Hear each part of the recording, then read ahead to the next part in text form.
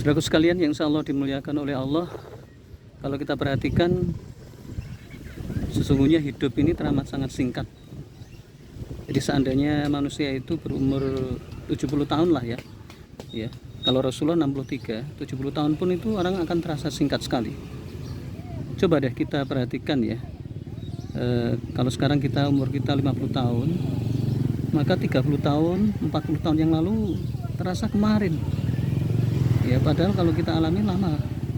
Nah, lebih-lebih lagi besok di yaumul qiyamah itu orang seperti bangun tidur.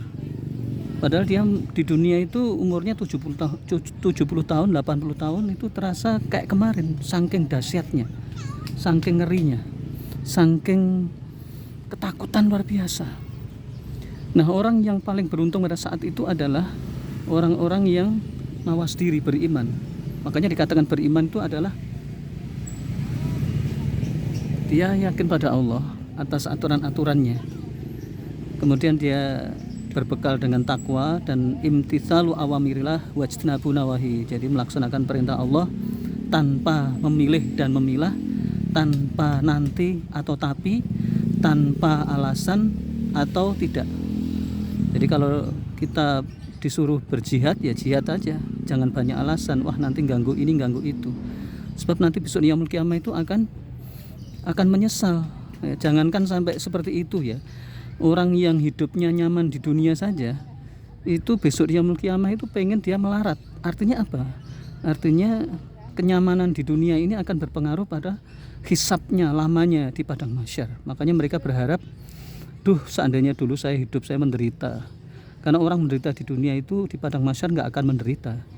Jadi dalam hadis disampaikan bahwa Allah tidak akan mengumpulkan dua sifat atau sikap, yakni ketika dia takut di dunia, maka besok di yaumul qiyamah dia tidak akan takut. Artinya takut pada Allah itu melaksanakan perintah Allah. Sedangkan orang yang tidak takut, maka besok di yaumul qiyamah akan takut. Nah, oleh karena itu marilah kita memperjuangkan Islam di zaman yang serba fitnah ini. Di mana fitnah ini adalah para kiai, ulama, habaib itu mendukung kedoliman. Jadi kalau kita saksikan sekarang ini, orang sudah tidak punya rasa malu lagi. Dia ulama, dia habaib, dia kiai, dia ustadz mendukung kedoliman dengan terang-terangan. Dia membela kemungkaran, dia membela kedoliman, kesyirikan. Bahkan dengan PD-nya dia membela kemungkaran. Kenapa demikian?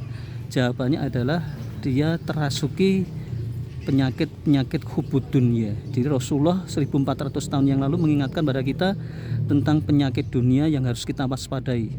Pada zaman waktu itu kan sahabat itu pernah meminta, ya Rasulullah, bukankah lebih baik enak kondisi kita itu nyaman hidup sehingga kita bisa berdakwah, sehingga kita bisa berjihad, alangkah lebih baik seperti itu. Maka Rasulullah menyampaikan, sungguh aku takutkan apabila kekayaan Allah berikan kepada kalian sehingga kalian berlomba-lomba untuk saling membunuh demi kekayaan di dunia. Saudaraku sekalian, itu padahal Rasulullah itu melihat pada saat itu sahabat yang kaya itu semacam apa sih? Ya, kenikmatan mereka kan sebenarnya nggak seperti kenikmatan sekarang. Hiburan terbatas, keinginan terbatas, itu pun oleh Rasulullah diwanti-wanti, jangan.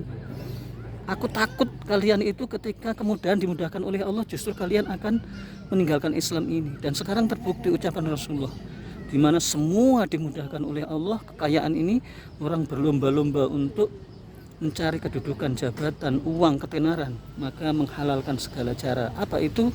Yakni memperkosa syariat Islam yang terkenal dengan istilah moderasi agama. Itu sebenarnya upaya orang-orang kafir di dalam mengantisipasi munculnya paham radikal yang kata mereka. Radikal adalah orang-orang yang kembali kepada ajaran agama secara murni. Itu sudah menimpa orang-orang Kristen, orang-orang Yahudi. Di mana orang Yahudi, orang Kristen dulu itu ketika kembali kepada ajarannya itu dianggap oleh orang-orang yang cinta dunia atau bahasa sekarang itu nasionalis ya, sekuler, itu mengatakan mereka terlalu kaku, terlalu keras, maka mereka memunculkan sikap moderat yang menurut mereka benar, padahal itu salah. Walhasil itu mereka lakukan, muncullah paham mereka katakan fundamentalis. Jadi fundamentalis itu adalah diberikan ke dalam kelompok yang ingin memperjuangkan ajaran mereka secara murni, ya, murni dan asli. Nah, itu sekarang menimpa pada umat Islam, di mana umat Islam ketika kembali kepada ajarannya, mereka mengecap dengan fundamentalis.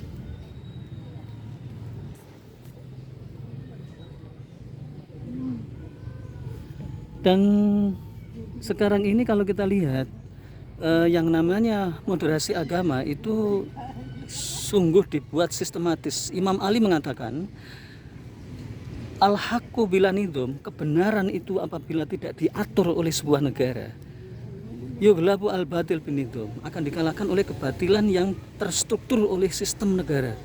Sekarang ini umat Islam tidak punya negara. Jadi kalau kita lihat Arab Saudi itu tidak membela Islam. Lebih-lebih selain Arab Saudi, ya, apakah Malaysia, apakah Brunei, apakah Turki, itu nggak ada yang membela Islam. Justru mereka itu adalah membela sekuler Barat. Nah, contoh sekarang moderasi agama ini yang digembar-gemborkan oleh segelintir orang-orang itu didanai oleh negara dan disuruh untuk menyerang orang-orang yang dianggap fundamentalis tadi. Maka apa yang terjadi kemudian? Yang terjadi kemudian adalah perang opini, di mana kalau perang opini ini yang menang tentu yang terstruktur, tersistem, yaitu negara yang pada fundamentalis tadi, ya. Nah, negara tadi yang menyerang orang-orang yang dianggap fundamentalis itu didanai dan dananya tidak unlimited fund, ya, tidak terbatas. Oleh karena itu, singkat kata bahwa